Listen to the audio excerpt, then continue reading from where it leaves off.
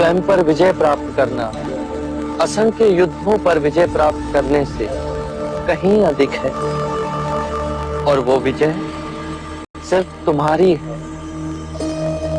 उसे तुमसे कोई। एक बार की बात है, एक व्यक्ति भगवान बुद्ध के पास आया।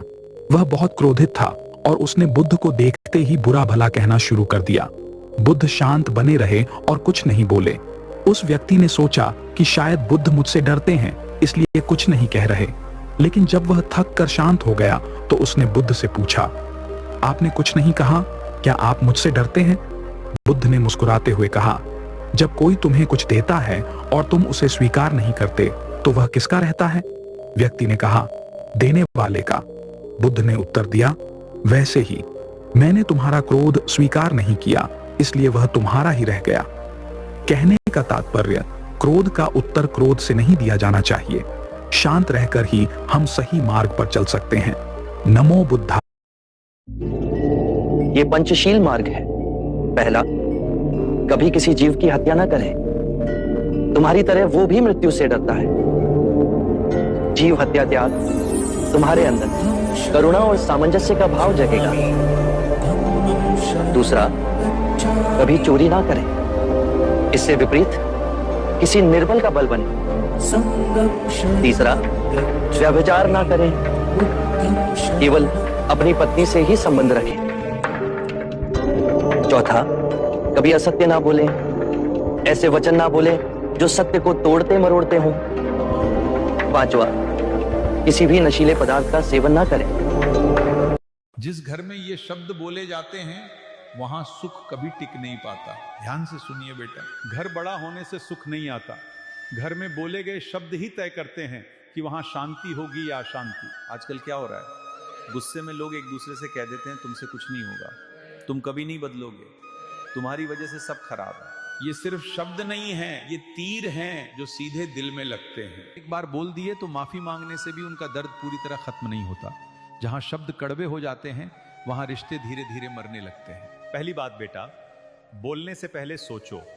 शब्द वापस नहीं आते, इसलिए उन्हें सोच समझकर ही बाहर निकालो। दूसरी बात, गुस्से में चुप रहना सीखो। गुस्से में बोला गया एक शब्द सालों का रिश्ता खत्म। एक बार भगवान बुद्ध कहीं प्रवचन देने जा रहे थे।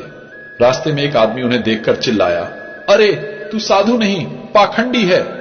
बुद्ध ने उसकी तरफ देखा, मुस्कुराए और चुपचाप आगे बढ़ गए। शिष्य ने पूछा, भगवान आपने जवाब क्यों नहीं दिया? बुद्ध बोले, अगर कोई तुम्हें गिफ्ट दे। आंख से गिरे आंसू और नजरों से गिरे लोग कभी वापस नहीं उठा करते। आंसू सूख तो जाते हैं, लेकिन दिल पर जो निशान छोड़ जाते हैं वो उम्र भर याद दिलाते रहते हैं। और जो लोग एक बार दिल से उतर जाते हैं उन्हें फिर मनाना आसान नहीं होता। इसलिए रिश्तों को संभाल कर रखिए, क्योंकि भरोसा कांच की तरह होता है। टूट जाए तो जुड़ तो सकता है, पर दरारें हमेशा दिखती हैं। गौतम बुद्ध कहते हैं, आप सिर्फ एक गलती कीजिए और लोग भूल जाएंगे कि आप पहले कितने अच्छे थे। अगर आप किसी के साथ कुछ अच्छा नहीं कर सकते तो बुरा मत कीजिए। दुनिया में आपका सबसे सच्चा साथी ना माता पिता हैं, ना भाई बहन, ना पत्नी और ना ही आपके बच्चे। आपका सबसे सच्चा साथी आपका अपना शरीर है। जिस दिन शरीर ने साथ छोड़ दिया उस दिन लोग धीरे धीरे आपसे मुंह मोड़ने लगते हैं। जब तक आप स्वस्थ हैं आपके पास हजारों समस्याएं होंगी, लेकिन जिस दिन आप गंभीर रूप से बीमार पड़ जाएंगे उस दिन आपके पास सिर्फ एक ही समस्या बचेगी, किसी भी तरह ठीक हो जाऊं। इसलिए अपने स्वास्थ्य का ध्यान रखिए, जिम्मेदारियां तो ऐसे ही चलती रहेंगी।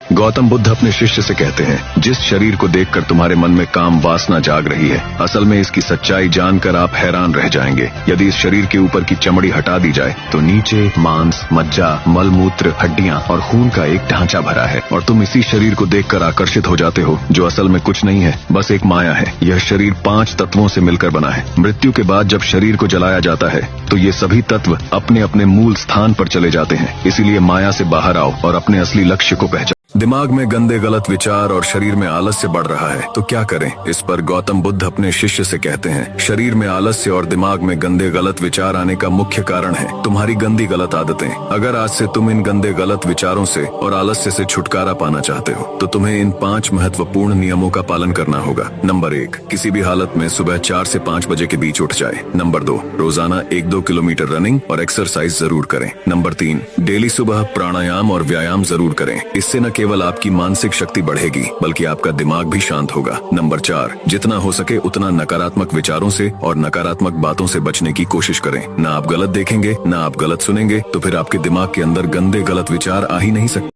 पेड़ जब अपने पत्ते झाड़ता है तो वो रोता नहीं है, क्योंकि उसे पता है कि पतझड़ के बिना नए पत्तों का आना नामुमकिन है। अगर तुम्हारी जिंदगी में भी अभी सब कुछ बिखर रहा है, चीजें हाथ से छूट रही हैं, तो घबराओ मत।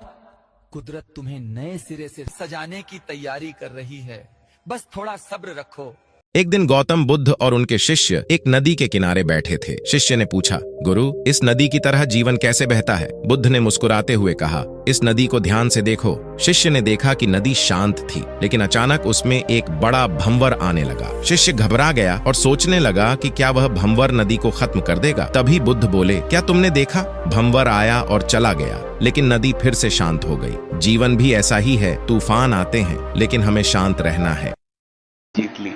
पहली, जहां तुम्हारी बातों की कोई कद्र न हो वहां मौन रहना ही सबसे बड़ा उत्तर है। दूसरी, जब कोई क्रोध में तुम्हें नीचा दिखाए तब मुस्कुराकर निकल जाना ही तुम्हारी सबसे बड़ी जीत है।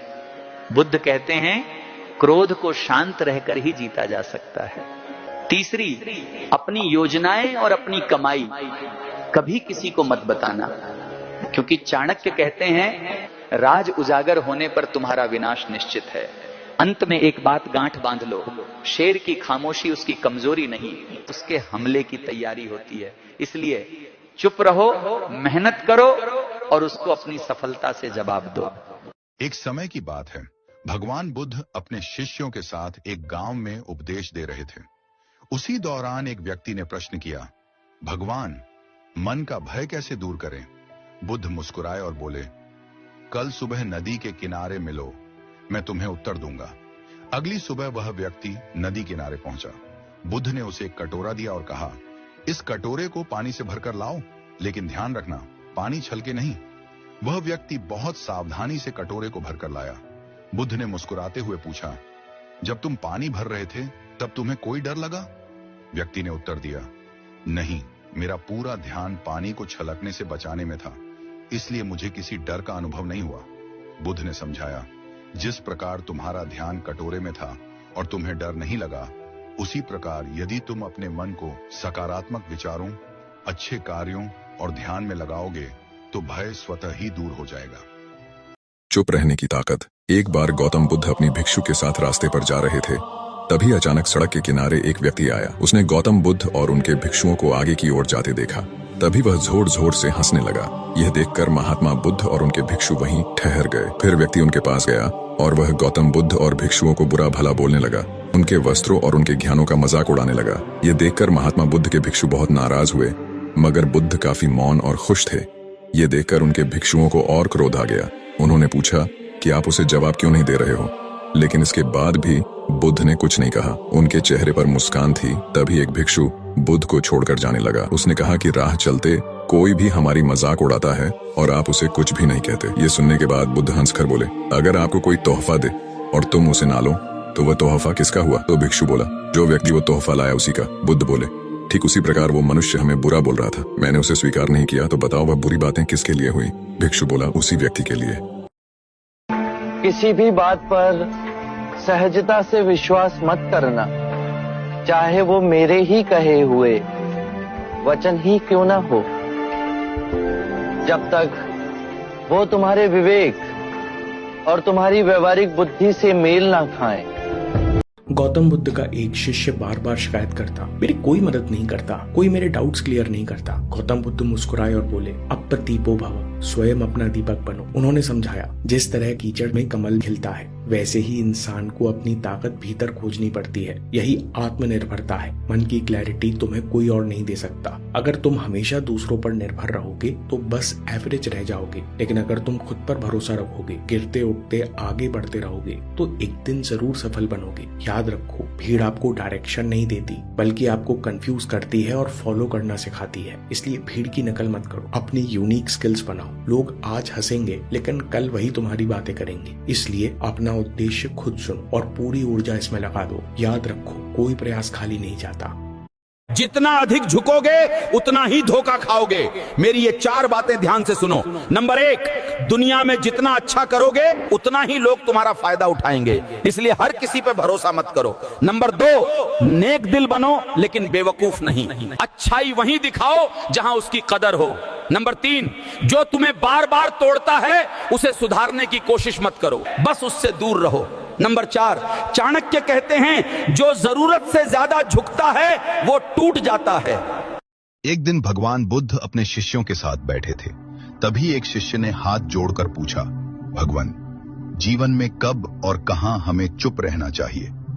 भगवान बुद्ध मुस्कुराए और बोले, हे भिक्षु, चुप रहना भी एक कला है। हर जगह बोलना बुद्धिमानी नहीं होती। जहां शब्द अनर्थ कर सकते हैं वहां मौन ही सबसे बड़ा रक्षक है। मैं तुम्हें बताता हूं किन अवसरों पर मौन रहना चाहिए। पहला, जब क्रोध आए, जब मन क्रोध से भर जाए, वाणी कड़वी होने लगे, उस समय कुछ न बोलो, क्योंकि गुस्से में निकला हर शब्द तीर बनकर दिल को घायल कर देता है। बुद्ध कहते हैं, क्रोध के समय मौन रहो, वही सबसे बड़ी जीत है। दूसरा, अज्ञानी के सामने, जहां सामने वाला तर्क सुनने को तैयार न हो, जहां बुद्धि के बदले अहंकार बोलता हो, वहां चुप रहना ही अच्छा है। बुद्ध बोले, मूर्ख से वाद विवाद करना अंधे को रंग समझाने जैसा है। तीसरा, अपमान के समय जब कोई अपशब्द कहे या तिरस्कार करे तब मौन रहना चाहिए, क्योंकि सामने वाला अपने कर्म का फल पाएगा। बुद्ध ने कहा, जो अपमान सहकर भी शांत रहे वो सच्चा वीर है। चौथा, किसी का भेद न खोलने के लिए जहां कोई गुप्त बात बताई जाए या किसी की निजता हो, वहां वाणी को रोकना ही सच्ची मित्रता है। बुद्ध कहते हैं, जिसे मौन रखना आता है वही विश्वास का पात्र है। पांचवां, अनजाने विषय पर जिस बात का ज्ञान न हो उस पर बोलना मूर्खता है। बुद्ध बोले, जहां ज्ञान न हो वहां मौन रहो, वही सच्चा ज्ञान है। छठा, विवाद की स्थिति में जहां बात बात पर झगड़ा बढ़ने लगे, जहां वाद विवाद का कोई अंत न हो, वहां चुप रहना ही सबसे समझदारी है।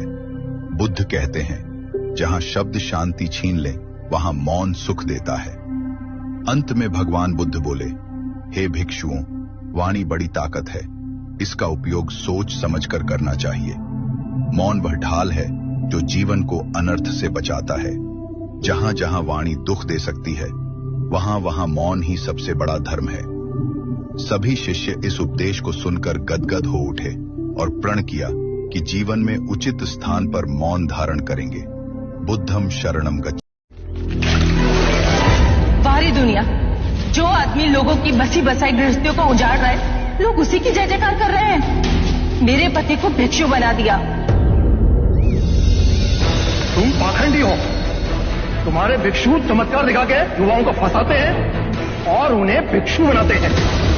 अरे तुम्हारे जैसे ढोंगी को तो ऐसा दंड मिलना चाहिए। तुम करुणा का पाठ सिखाते हो ना सबको, लेकिन तुम्हें